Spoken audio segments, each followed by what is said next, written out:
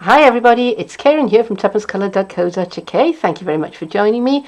This is what I've been making today.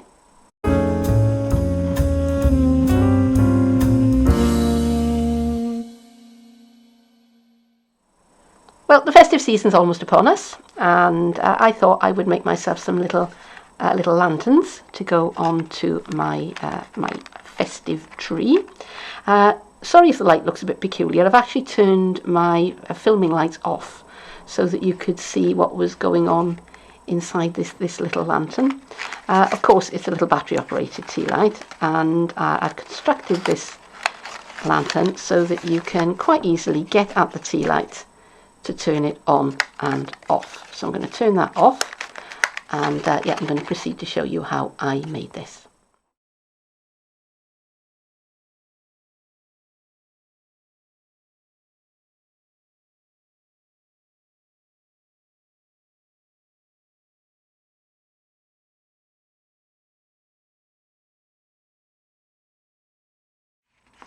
So I have all of my folds burnished, and on the side that has got two narrow pieces, I'm just going to trim away that bottom square. Oops, did not want to do that, but doesn't matter because it's going to be on the inside and it won't show. And now I'm going to cut up to the next fold on that square. And then I'm going to do the same thing on this side. Hopefully a bit better this time. Yeah, that looked better, didn't it? And just going to angle that one slightly, just so that I reduce the bulk inside the box a little bit. And then at this point, I'm going to release that little flap there, and the quickest way that I found to do it is to fold the paper in half and just make one cut.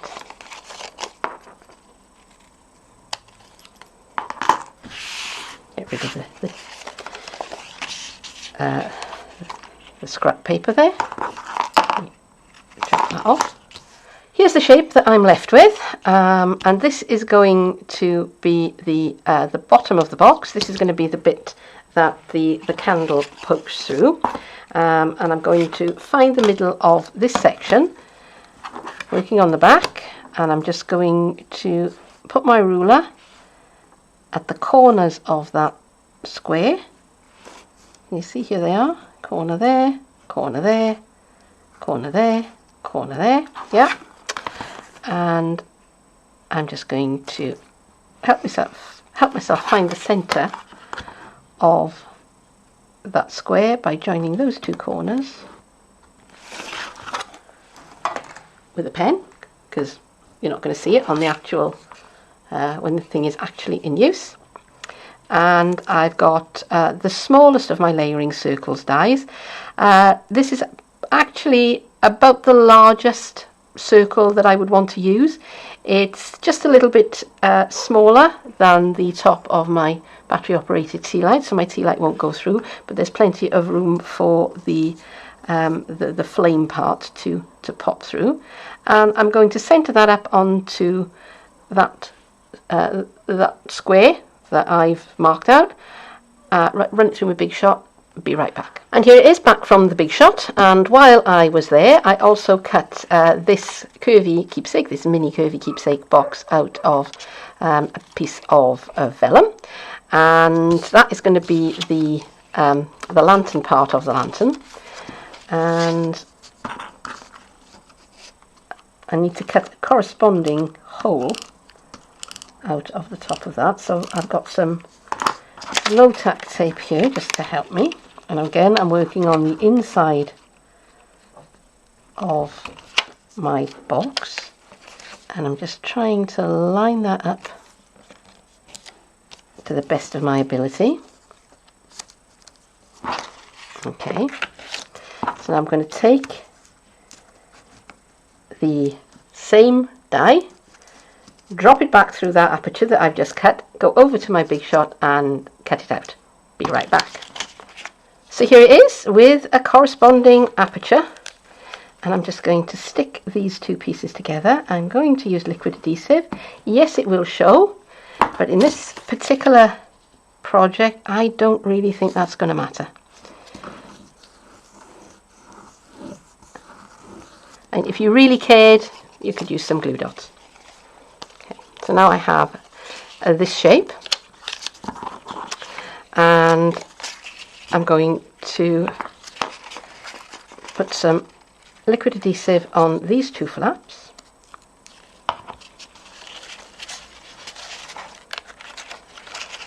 and close them in like that, and just hold them there just for a couple of seconds.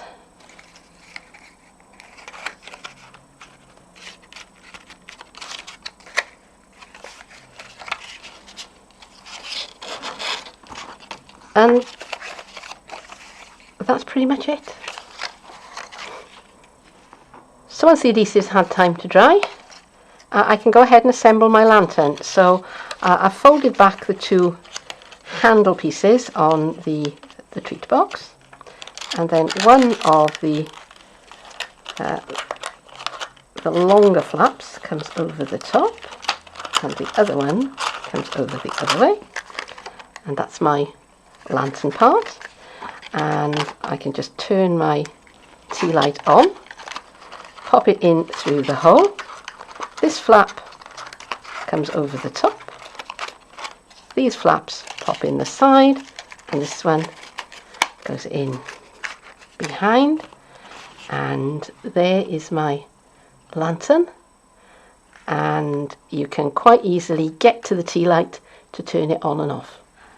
And that's the finished mini lantern. Now I haven't got the tea light switched on because it makes my my filming lights go a bit peculiar, but it's quite easy for me to get at the tea light inside the box there. Very, very easy to turn it on and off, because I did not want to make something that was that would be difficult to get at the switch, or that you'd have to destroy the lantern to actually be able to turn it on and off.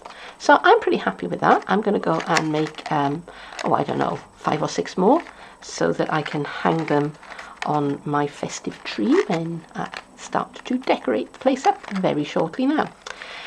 That's it for today. Thank you very much for joining me. Come back and see me again sometime soon, won't you? Bye bye.